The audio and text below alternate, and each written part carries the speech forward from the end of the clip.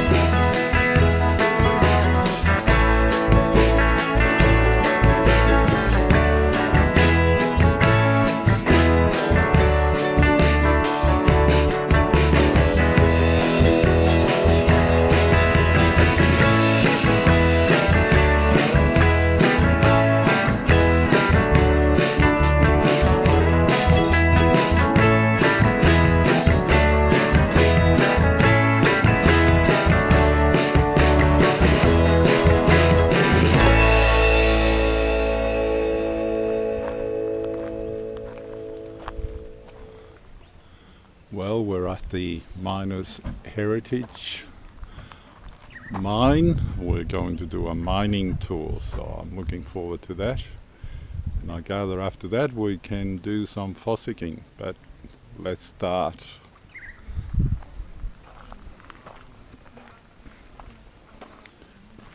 Here on the left is a coffee shop. You can have a cup of coffee before you go and enjoy some of the machinery here. But at least you can have a cup of coffee before or after your tours.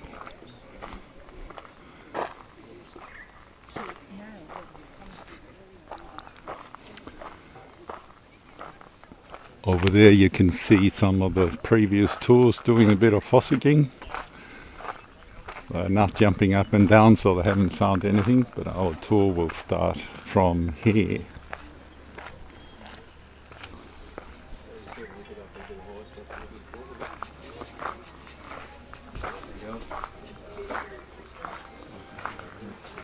If you can't find anything, you can buy stuff. So it's been about 5 minutes or so. It's 40 minutes underground, so we need to use the toilet so we can just around here. Don't need price insurance for it? No, you're all right. Make sure you've got a camera on phone.